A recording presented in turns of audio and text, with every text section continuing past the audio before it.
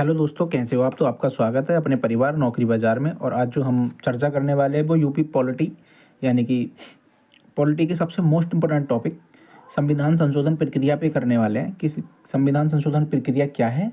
और इसी से मैंने जो है 25 क्वेश्चन आज आपके ऑब्जेक्टिव टाइप उठाए हैं।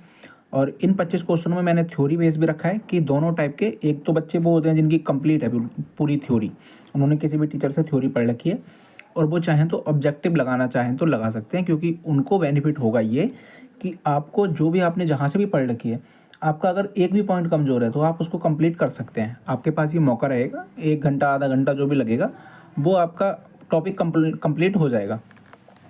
दूसरा, जिस बच्चे ने कहीं पॉलिटी नहीं पढ़ रखी है, पहली बात तो सब नहीं पढ़ रखी है, और अगर किसी ने नहीं पढ़ रखी है तो उसके लिए बेनिफिट ये है कि मैंने इसकी भी नीचे थ्योरी दे रखी है हर क्वेश्चन के नीचे कि इसमें क्या संशोधन हुए, क्यों हुए, कैसे हुए, वो सब चीज़ें आपको पता चल जाएंगी। तो यूपीएसआई में ये दोनों चीज़ें आप कंप्लीट कर लीजिए। नए बच्चे के लिए बेनिफिट है कि उसका क्वेश्चन यहाँ से नहीं बच के जाएगा। पुराने बच्चे के लिए बेनिफिट है कि वो अगर अपनी तैयारी जांचना चाहता है तो वो बिल्कुल कंप्लीट तरीके से जांच सकता है कि उसकी कहीं गलती तो नहीं हो रही है, कहीं उसने ऐसा तो नहीं है कि कुछ कम पढ़ रखा है, या कुछ चीज़ें ऐसी होती हैं कि भाई मेरी पहुँच से बाहर है, क्योंकि हर बच्चा सब कुछ नहीं पढ़ सकता। तो यहाँ पे बस हमारा इतना ही काम है कि हम आपको इतना ही अपना एक टॉपिक से, जो भी टॉपिक होंगे उनसे एक मोस्ट इंपॉर्टेंट क्वेश्चन बना के वो आपको प्रोवाइड करा दें और आप वहाँ से अपनी तैयारी को जांच लें, और जो चीज़ें याद नहीं रही हैं वो आपकी रिवाइज हो जाएं। ठीक है, तो चलिए हम शुरू करते हैं। सबसे मोस्ट इंपॉर्टेंट है कि ये UP police, UPSI, UP constable मतलब home guard, UP triple SC, लेखपाल और एसएससी से संबंधित एसएससी, जीडी वगैरह जितने भी वैकेंसी होती हैं रेलवे वगैरह में, जहाँ भी पॉलिटी पूछी जाती है, वहाँ अगर संविधान संशोधन से क्वेश्चन आएगा तो वो इसी टॉपिक और इसी 25 क्वेश्चनों में से एक क्वेश्चन आपका ज़्यादातर दिखाई देगा। ठीक है, तो चलिए हम शुरू करते हैं ज़्यादा बात ना करते हुए। सबसे पहला हमारा जो क्वेश्चन है वो आपको दिखाई दे रहा होगा स्क्रीन पे कि भारतीय संविधान में संशोधन का प्रावधान किस अनुच्छेद में है। तो भारतीय जो संविधान है उसके अंदर जो हमारा संविधान संशोधन की जो प्रक्रिया है, जो प्रावधान है, वो किस किस अनुच्छेद के अंतर्गत आता है। तो इसमें हम जो पहला क्वेश्चन है हमारा, इसमें 324 के अंतर्गत आता है, आर्टिकल 352 के अंतर्गत आता है, आर्टिकल 368 के अंतर्गत आता है, या आर्टिकल 370 के अंतर्गत आता है।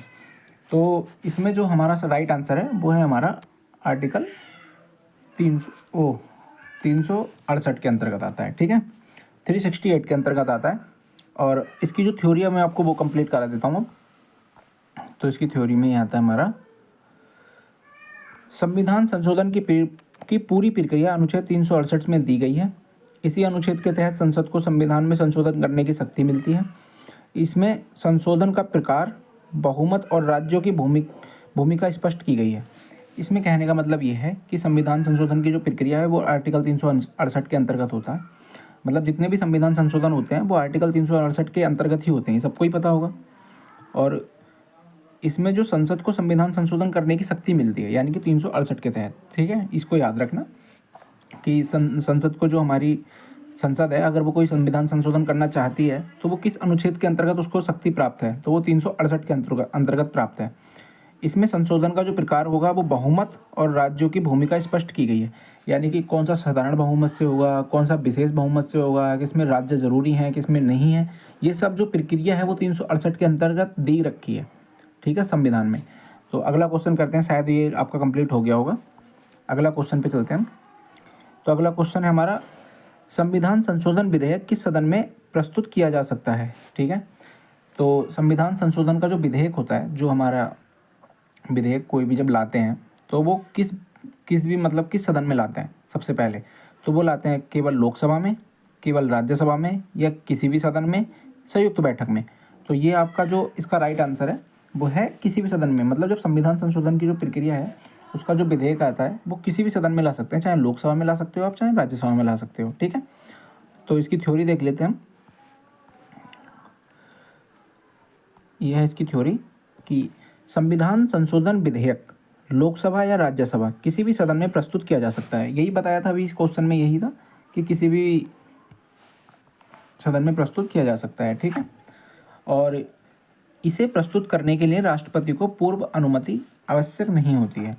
यानी कि अगर आपको संविधान संशोधन प्रस्तुत करना है दोनों में से किसी भी सदन में, तो उसके लिए राष्ट्रपति की जो अनुमति होती है ना, पूर्व अनुमति, यानी कि पहले अनुमति राष्ट्रपति की लेनी ज़रूरी नहीं है। आप डायरेक्ट लाके संशोधन जो भी आप करना चाहें वो लोकसभा या राज्यसभा में रख सकते हैं। ठीक है, तो अगला क्वेश्चन हम ले लेते हैं।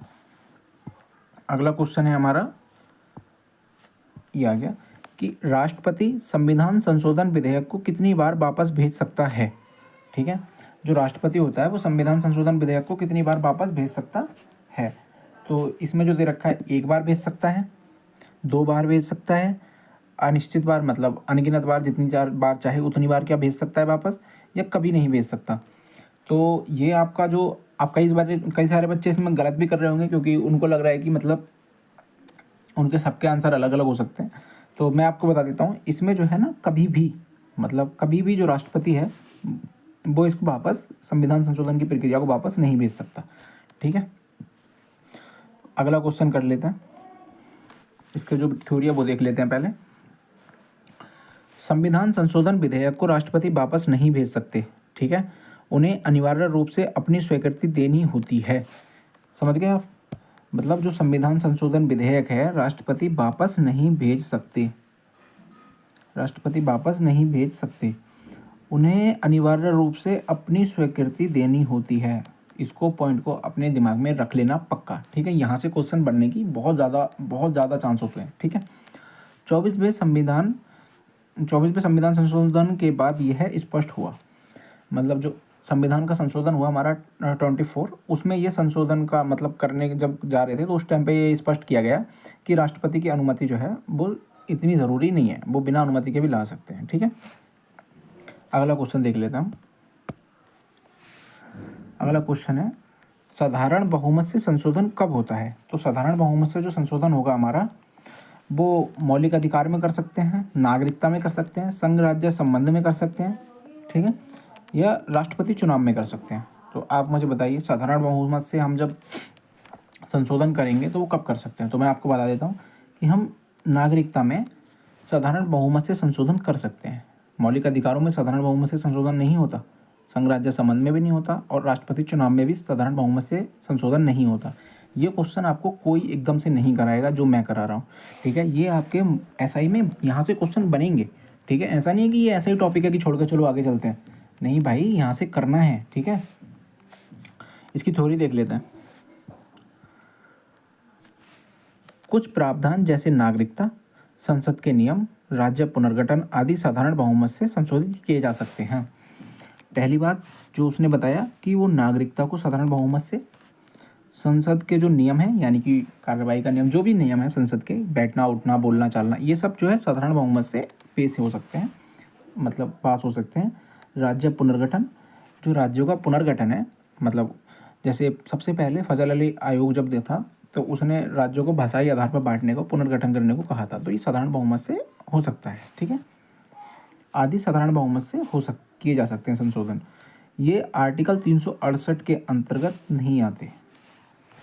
अब समझ रहे हो आप, जो साधारण बहुमत से संशोधन हो सकते हैं वो आर्टिकल 368 के अंतर्गत नहीं आते, यानी कि नागरिकता में संसद के नियम एवं राज्य पुनर्गठन के जो साधारण बहुमत से संशोधन होते हैं वो आर्टिकल 368 के अंतर्गत नहीं आते। डीप क्वेश्चन है, ध्यान रखना है इस चीज़ को। ठीक है, अगला क्वेश्चन कर लेते हैं।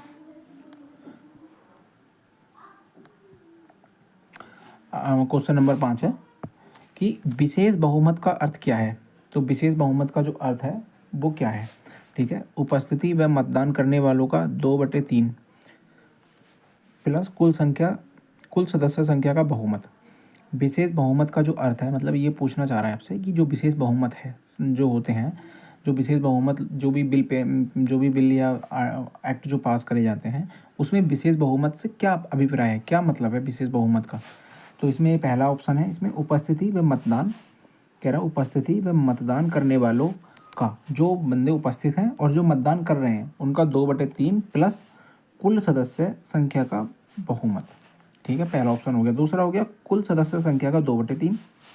दूसरा हो गया उपस्थित सदस्यों का 3/4, ये तीसरा हो गया। और साधारण बहुमत, यह हो गया आपका पांचवा ऑप्शन। जबकि ये पांचवा ऑप्शन तो मुझे किसी तरीके से सही लग नहीं रहा, फिर भी हम जो, आप बताओ आपका कौन सा ऑप्शन सही है। मैं बताता हूँ आपको, इसका जो है, इसका पहला आंसर सही है।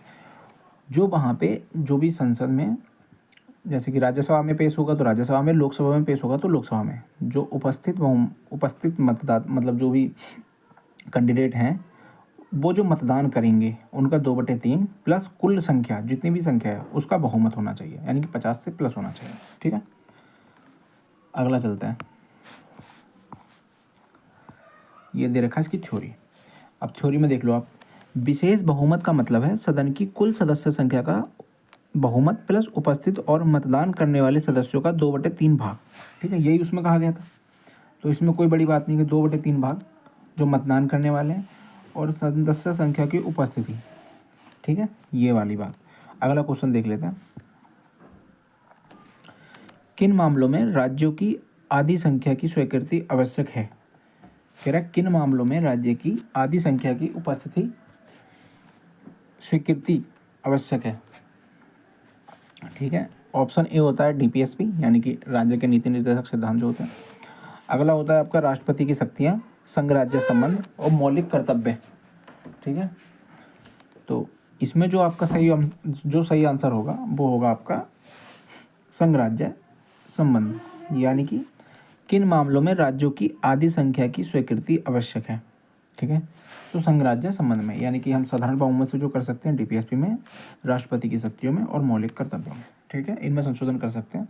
लेकिन जब राज्य की जो आधी संख्या है, आधी जनसंख्या है, उसकी जो स्वीकृति माननी है, मतलब इसमें ये नहीं कह रहा कि एक राज्य की संख्या, ऐसा नहीं है, मतलब जितने भी राज्य हैं उनकी टोटल, जितने भी मतलब राज्य हैं उनके जो टोटल कैंडिडेट हैं उन राज्यों, मतलब जो राज्य है जिनका वो सीएम है वहाँ के जो भी हैं, तो उन जो सीएम है उनका जो है अप्रूवल मिलना चाहिए। ये वो मतलब है, ये नहीं है कि राज्य की संख्या, जैसे उत्तर प्रदेश में 25-30 करोड़ लोग हैं तो वो आधी जनसंख्या, नहीं नहीं ऐसा नहीं है। ठीक है, तो राज्य संघ राज्य संबंध। ठीक है, जब संशोधन करेंगे तो अगला हमारा क्वेश्चन आ जाएगा, इसकी थ्योरी पढ़ लेते हैं पहले। ये कह रहा है संघीय ढांचे से जुड़े प्रावधान जैसे राष्ट्रपति चुनाव, सुप्रीम कोर्ट, ठीक है, संघ राज्य संबंध आदि में विशेष बहुमत प्लस आधे राज्यों की सहमति जरूरी है। समझ गए आप? साधारण बहुमत में नागरिकता आती है, जो संसद का जो भी आपका प्रक्रिया है उसमें परिवर्तन साधारण बहुमत से करते हैं, कर सकते हो नहीं कर सकते, तो ये सब चीज़ें तो रखती हैं साधारण बहुमत से।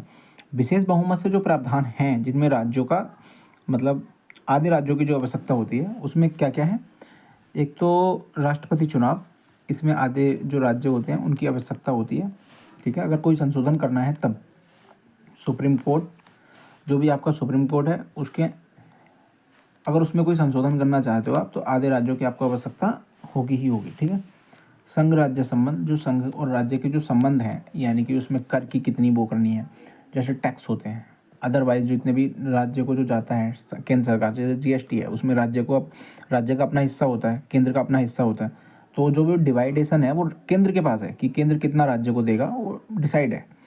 तो अगर उसमें कोई संशोधन करना है उसके संबंधों में राज्य और केंद्र, यानी कि उत्तर प्रदेश चाहे कि वो मैं दिल्ली की सरकार से, यानी कि केंद्र की सरकार से वो कुछ संबंध, मतलब जो भी राज्य के संबंध हैं उनमें कुछ संशोधन करना चाहें तो उसके लिए सारे राज्यों का जो है, ऐसा नहीं है कि एक राज्य चाहेगा तो उससे हो जाएगा, सारे राज्यों में से आधों का बहुमत होना चाहिए, 51% है ना, बहुमत प्लस आधे राज्यों की सहमति जरूरी है। ठीक है, विशेष बहुमत और आधे राज्यों की स्वीकृति जरूरी है। अगला क्वेश्चन आ जाता है हमारा, अब तक कितने संविधान संशोधन हो चुके हैं? टोटल जो संविधान संशोधन हो चुके हैं अभी तक वो कितने हो चुके हैं, तो इस क्वेश्चन पे हम देख लेते हैं। पहला ऑप्शन है इसमें 100 हो चुके हैं, दूसरा है इसमें बी यानी कि 101 हो चुके हैं, 104 हो चुके हैं, 105 हो चुके हैं। मेरे अनुसार इसके 105 हो चुके हैं। बाकी अगर कोई छूट रहा हो या कोई दिक्कत है तो भाई आप देख लेना, मेरे को बता देना कमेंट करके कि कितने हो रखे हैं। ठीक है, अगला क्वेश्चन ले लेते हैं इसका, इसकी थ्योरी है। 2024 तक कुल 105 संशोधन हो चुके हैं, 104 बार जो 2020 में हुआ था और 105 बार जो 2021 में हुआ था। यूपीएसआई में यह प्रश्न अक्सर पूछा जाता है। ठीक है, अगला इसमें ले लेते हैं, 42वां संविधान संशोधन किस वर्ष हुआ था? मैंने आपको सारे संशोधन तो नहीं कराए हैं, मैं ये बात बता देता हूँ, क्योंकि सारे संशोधन आपके आने वाले भी नहीं है, जो आएंगे वही मोस्ट इंपॉर्टेंट है और यहाँ से क्वेश्चन बनेगा ही बनेगा। ठीक है, इस चीज़ को दिमाग से निकाल देना कि क्वेश्चन नहीं बनेगा, बनेगा ही बनेगा यहाँ से क्वेश्चन। ठीक है, 42वां संविधान संशोधन किस वर्ष हुआ? अब 42वां जो संविधान संशोधन है वो कौन से वर्ष में हुआ था ये आपको बताना है। तो 42वां जो संविधान संशोधन है वो 1971 में हुआ था, 1975 में हुआ था, 1976 में हुआ था या 1978 में हुआ था। ठीक है, 42वां, ध्यान से, इसमें बहुत गलती करते हैं लोग 42 और 44 में। ठीक है, तो 42वां जो संविधान संशोधन हुआ था वो 1976 में हुआ था, यानी कि 1976 में। अब इसकी थ्योरी देख लेते हैं इसमें है क्या। ठीक है, 1976 में हुआ 42वां संविधान संशोधन लघु संविधान, यानी कि मिनी कॉन्स्टिट्यूशन कहा जाता है इसे, मिनी संविधान। ठीक है, लघु संविधान का मतलब है मिनी कॉन्स्टिट्यूशन कहा जाता है। इसमें समाजवादी, धर्मनिरपेक्ष और अखंडता शब्द, जो मैंने आपको पहले भी करा रखा है, जो आपकी क्लास थी पहली, उसमें भी मैंने आपको ये बता रखा है कि जो प्रस्तावना की क्लास मैंने ली है उसको देखें जाके, और उसमें मैंने आपको 20-25 क्वेश्चन ही कराए हैं, वहाँ से आपका क्वेश्चन नहीं बचेगा, यहाँ से भी नहीं बचेगा, वहाँ से भी नहीं बचेगा। ठीक है, इसमें समाजवादी, धर्मनिरपेक्ष और अखंडता सब जोड़े गए थे। इसमें मिनी संविधान कहा जाता है, ये सब मैंने करा रखा है आपको। ठीक है, अगला क्वेश्चन ले लेते हैं। 44वां संविधान संशोधन किससे संबंधित है? जो 44वां संविधान संशोधन किया गया था हमारे संविधान में, वो किससे संबंधित है? ठीक है, तो हमारा 44वां जो संविधान संशोधन था वो मौलिक कर्तव्यों से संबंधित है। ठीक है, आपातकाल में परिवर्तन, जो आपातकाल होता है उसमें जो परिवर्तन कर सकते हैं उससे संबंधित है। जीएसटी से संबंधित है या पंचायत से संबंधित है? आप बताओ।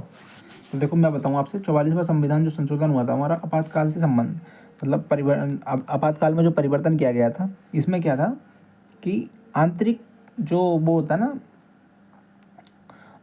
मतलब क्या होता है, मैं भूल गया यार उस वर्ड को, जो आंतरिक कलेश होता है उसके आधार पे आप राष्ट्रपति शासन नहीं लगा सकते। ठीक है, वो आपातकाल घोषित नहीं कर सकते। ठीक है, तो जो इंदिरा गांधी ने करा था, तो उसके लिए ये जो है संशोधन किया गया था, क्योंकि इंदिरा गांधी ने उस टाइम पे, आप देखते हो, जो इंदिरा गांधी के काल का सबसे मोस्ट इम्पोर्टेंट जो बुरा काल माना जाता है, वो माना जाता है कि उन्होंने जो है आपातकाल की घोषणा कर दी थी, और उस टाइम पे वो जो है अपने चुनाव में दोषी पाई गई थी। ठीक है, उनके ऊपर केस हुआ, उसके बाद में उन्हें लगा कि उनकी सरकार जाने वाली है, तो उन्होंने क्या करा कि आपातकाल की घोषणा कर दी, और जो है राज्य में राष्ट्रपति शासन पूरे देश में लागू कर दिया। ठीक है, राष्ट्रपति उस टाइम पे जाकिर हुसैन थे शायद, हाँ वही थे। तो इस चीज़ को लेकर इसमें 44वें संविधान संशोधन किया गया, 44वां, और उसे ये कहा गया कि भाई साहब इसमें जो है आंतरिक विद्रोह के आधार पे आप राष्ट्रपातकाल घोषित नहीं कर सकते। ठीक है, अगला देख लेते हैं। अगर कोई चूक हो रही है तो आप बता देना, मैंने जो बताया वो यही है। देखो 1978 में, यानी कि 1978 में 44वां संविधान संशोधन हुआ, जिसमें आपातकाल की शक्तियों को सीमित किया गया। यानी कि पहले इसमें जो था किसी भी आधार पर लग सकता था, लेकिन इसको सीमित कर दिया गया, इसमें पॉइंट बता दिए गए, और संपत्ति का अधिकार मौलिक अधिकार से हटाकर कानूनी अधिकार बनाया गया। 44वां संविधान संशोधन, ये सबसे ज़्यादा मोस्ट इंपॉर्टेंट क्वेश्चन इसमें ये वाला है, जो शायद यूपीएसआई में 5 पेपरों में से, मतलब जैसे कि 5 सेट बनते हैं, उसमें से 4 सेट में ये क्वेश्चन पूछा जाता है, 4 में तो नहीं तो 3 में तो पूछा ही जाता है कि संपत्ति का अधिकार कौन से संविधान संशोधन के द्वारा हटा के 300 में कर दिया गया। ठीक है, तो ये है मौलिक अधिकार था ये पहले, और इसको हटा के जो है अब कानूनी अधिकार कर दिया गया है, ये लिखा भी है, कानूनी अधिकार बनाया गया। तो 44वां संविधान संशोधन था 1978 का। ठीक है, अगला क्वेश्चन ले लेते हैं इसका। क्या संविधान संशोधन में संयुक्त बैठक होती है? ठीक है, इसमें 2 ही ऑप्शन है, हाँ या नहीं। ठीक है, तो इसमें देख लेते हैं हम। तो संविधान संशोधन में संयुक्त बैठक होती है, आप बताइए। 2 ही ऑप्शन है इसमें, 50-50% है, कुछ भी लगा सकते हो। मैं बताता हूँ आपको कि इसमें जो है संविधान संशोधन जब होता है तो उसमें संयुक्त बैठक नहीं होती। ठीक है भैया, संविधान में जब संशोधन किया जाता है उसमें संयुक्त बैठक का कोई प्रावधान अभी तक नहीं है। ठीक है, अगली इसकी थ्योरी पढ़ लेते हैं हम। तो थ्योरी में चले जाएंगे हम। संविधान संशोधन विधेयक में संयुक्त बैठक का प्रावधान नहीं है। यदि एक सदन अस्वीकार करे तो विधेयक समाप्त हो सकता है या समाप्त हो जाता है। ठीक है, इसमें कह रहा है कि कोई भी इसमें जो है संशोधन का इसमें जो है प्रक्रिया नहीं है, वो संशोधन की कह रहा हूँ, संयुक्त बैठक की कोई प्रक्रिया नहीं है। और यदि सदन इसे अस्वीकार करे, मतलब कोई एक सदन, दोनों में से एक भी सदन अगर ये कहे कि हम इसको पास नहीं करते या पास नहीं हो एक भी सदन से, तो इसको समाप्त कर दिया जाता है। ठीक है, अगला क्वेश्चन हम देख लेते हैं। अगला क्वेश्चन है हमारा 11वें नंबर का, विधेयक कौन प्रस्तुत कर सकता है? तो आप बता सकते हो, आपके पास 5 सेकंड है, कि विधेयक कौन प्रस्तुत कर सकता है। ठीक है, केवल मंत्री, केवल निजी सदस्य, मंत्री या निजी सदस्य या फिर राष्ट्रपति। ठीक है, तो मैं आपको बता देता हूँ कि मंत्री या निजी सदस्य, अभी आपका जो एक विधेयक पास हुआ था वो, मैं उसको दिमाग से निकल गया मेरे, तो वो हुआ था, तो उसमें क्या करा गया था कि एक निजी सदस्य ने करा था। ठीक है, तो इस पर आप थोड़ा विशेष ध्यान देना। तो इसमें दोनों लोग कर सकते हैं, तो अभी ये हुआ है पीछे ये भी। ठीक है, अगला एक क्वेश्चन जो हम अगली इसकी थ्योरी पढ़ लेते हैं, मैं थोड़ा कंफ्यूज सा हो गया था। संविधान संशोधन विधेयक मंत्री या निजी सदस्य कोई भी प्रस्तुत कर सकता है। ठीक है, अगला क्वेश्चन देख लेते हैं हम इसमें। क्या राज्य विधानमंडल संशोधन विधेयक शुरू कर सकता है? इसमें आपसे पूछ रहा है कि क्या राज्य विधानमंडल संशोधन विधेयक शुरू कर सकता है। राज्य जो विधानमंडल है उसमें संशोधन विधेयक को शुरू किया जा सकता है या नहीं किया जा सकता, तो आप बताएंगे। तो मैं आपको बता देता हूँ कि हाँ या नहीं, या दो ही हैं तो नहीं, मतलब राज्य विधानमंडल में नहीं हो सकता। ठीक है, इसकी थ्योरी देख लेते हैं। ये कह रहा है कि राज्य विधानमंडल संविधान संशोधन विधेयक प्रारंभ नहीं कर सकता, यह शक्ति केवल संसद के पास है। तो ये एकदम मतलब आपको लगेगा बहुत ईजी है, लेकिन जब ये पेपर में आते हैं ना क्वेश्चन तो थोड़े से हार्ड लगने लगते हैं। और ये क्वेश्चन आपको कोई कराता भी नहीं एकदम से, मैं करा रहा हूँ, तो आप जो है इसको ध्यान से पढ़ें अच्छे से। आपका मैं कह रहा हूँ ना, आपको इजी क्वेश्चन तो कोई भी करा के चला जाएगा, 42वां 44वां 46वां 61वां 62वां 92वां 93वां 74वां 75वां, ये सब करा के चले जाएंगे। मोस्ट इंपॉर्टेंट जो क्वेश्चन होते हैं वो होते हैं जो 98% बच्चे नहीं करते, सिर्फ 2% करते हैं। ठीक है, तो आपका जो सलेक्शन है ना वो यहाँ से होगा, वो तो सभी कराएंगे आपको। अगला क्वेश्चन देख लेते हैं हम। कह रहा मूल संरचना सिद्धांत किस केस में आया? संविधान की जो मूल बेसिक स्ट्रक्चर जो सिद्धांत है वो किस केस में आया था? ठीक है, ये आपको शायद सब लोगों ने पढ़ाया होगा। ठीक है, मैं कहता हूँ जितने पॉलिटी पढ़ा रहे हैं वो जब तक इस क्वेश्चन को नहीं पढ़ाते उनको चैन ही नहीं मिलता। ठीक है, तो इसमें सबसे पहला ऑप्शन है गोलकनाथ में आया, केशवानंद भारती विवाद जो था केरला का उसमें आया, मिनर्वा मिल्स में आया, ये शंकर प्रसाद के मामले में आया था। ठीक है, आप मुझे बता दो जो आपको ठीक लगे, फिर आपको मैं बता देता हूँ। ठीक है, तो इसमें जो आया था ना, ये हटा देते हैं, ये आया था केशवानंद भारती के विवाद में। ठीक है, केशवानंद जो भारती विवाद था उसी में आया था, जो बेसिक स्ट्रक्चर के बारे में बात की गई थी। ठीक है, तो बेसिक स्ट्रक्चर के बारे में किसके बारे में, कौन से केस में बात की गई है? केशवानंद भारती विवाद। ठीक है, 1971 वाले में। अगला क्वेश्चन देख लेते हैं, इसकी थ्योरी पढ़ लेते हैं। 1973 में केशवानंद भारती केस में सुप्रीम कोर्ट ने कहा कि संसद संविधान की मूल संरचना को नहीं बदल सकती। देखो, यही वही कह रहा है कि 1973 में केशवानंद जो भारती का केस चल रहा था उसमें सुप्रीम कोर्ट ने ये बोला, 1971 में शायद स्टार्ट हुआ था, 1973 की इसमें बात चल रही है। ठीक है, तो इसमें ये कह रहा था कि जो संसद है वो संविधान है उसमें संशोधन कर सकती है, लेकिन उसका जो बेसिक स्ट्रक्चर है ना उसमें परिवर्तन नहीं कर सकती। ठीक है, मूल संरचना में कोई बदलाव नहीं किया जा सकता। अगला क्वेश्चन देख लेते हैं। 73वां संविधान संशोधन किससे जुड़ा है? 73 नगर पालिका से, पंचायत से, शिक्षा से या जीएसटी से?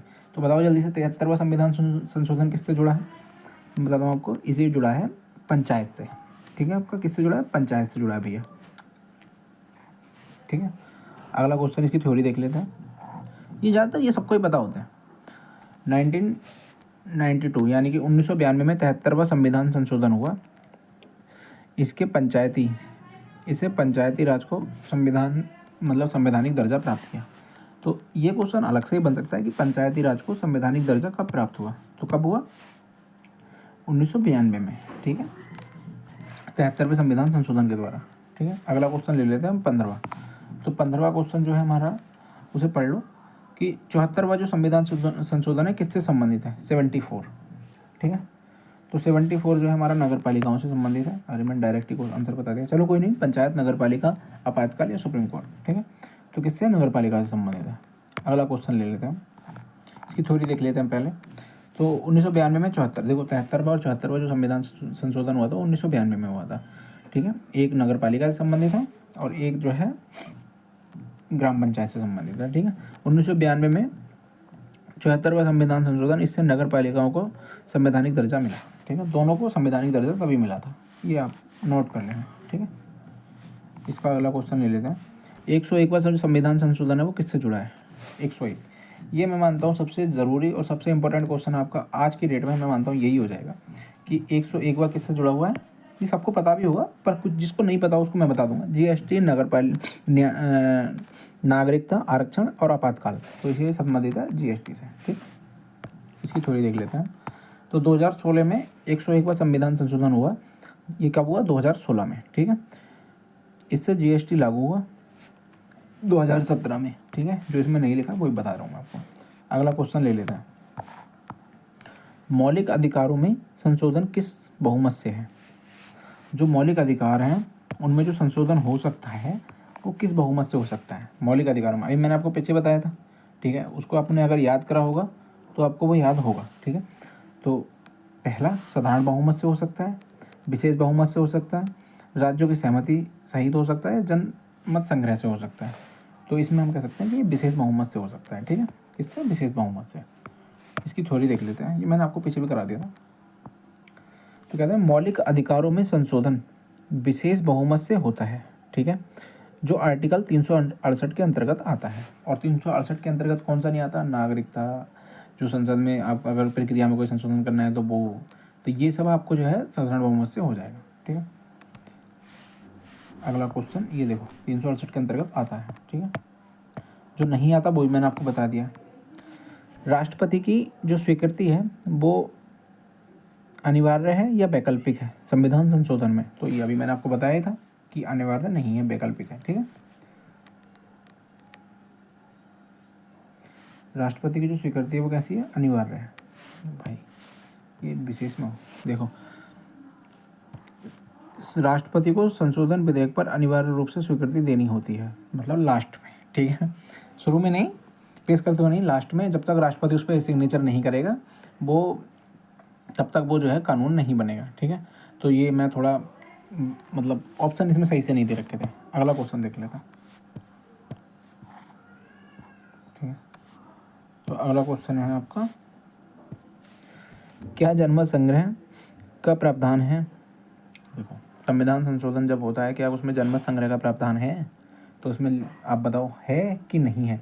अब ये क्वेश्चन आपसे हाँ नहीं या फिर इनमें से कोई नहीं या एक और 1 और 2, मतलब पहला और दूसरा दोनों, इस तरीके से पूछ सकता है। इसमें सिर्फ दो ही ऑप्शन मेरे में आए हैं, तो मैं आपको इसके अनुसार ही बता देता हूँ। ठीक है, तो इसमें क्या है? नहीं है। ज़्यादातर अगर आपको किसी भी चीज़ में पूछ रहा है जनमत संग्रह वगैरह वगैरह, तो इसमें आपको नहीं लगाना है। ज़्यादातर हमारे नहीं के ही ऑप्शन बनेंगे अगर कोई हाँ या नहीं में पूछेगा तो।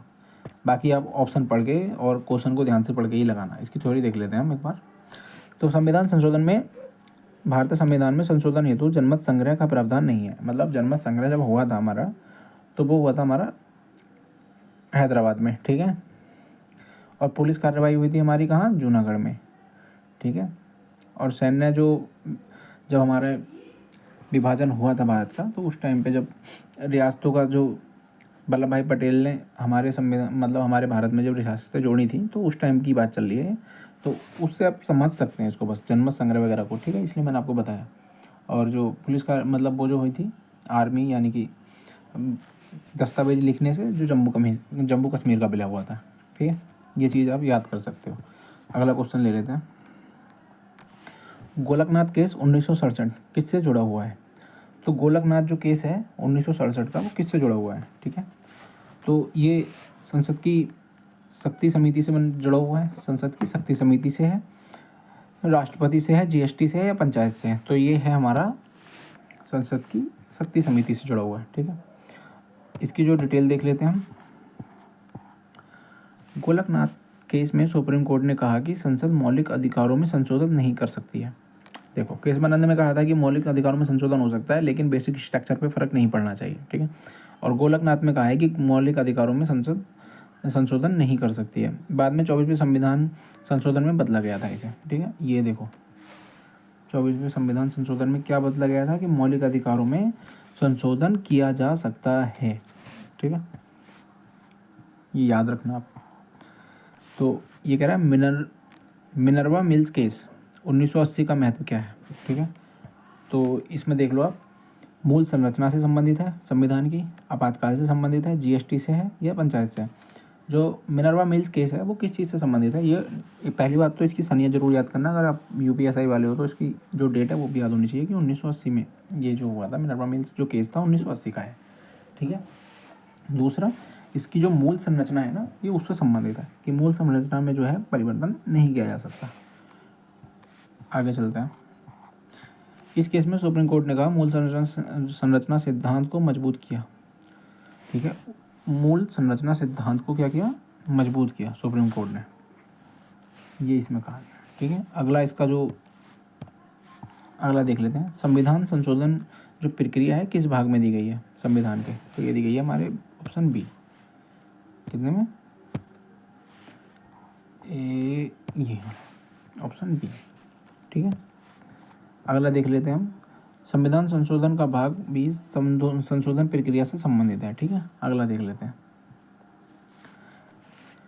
क्या राज्य अस्वीकार कर सकते हैं? मतलब ये कह रहा है संविधान जो संशोधन करी जा सकता है उसको क्या राज्य अस्वीकार कर सकते हैं?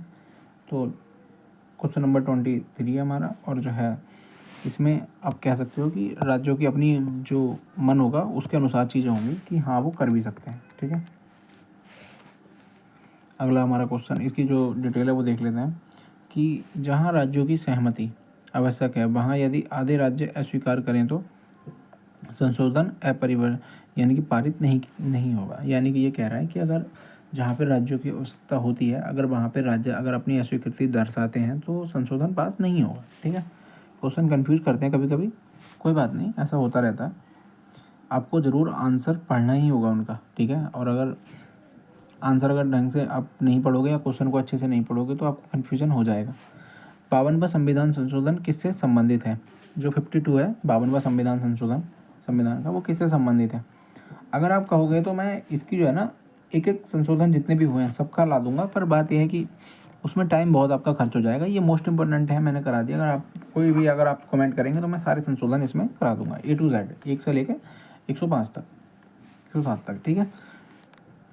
दल बदल विरोधी कानून 52 में जो संविधान संशोधन है वो किससे संबंधित है? दल बदल से है, पंचायत से है, जीएसटी से है, आरक्षण से है। सिंपल है, सबको पता होगा, दल बदल से है 52वां संविधान संशोधन जो हमारा राजीव गांधी ने करा था, दल बदल से संबंधित है, ठीक है।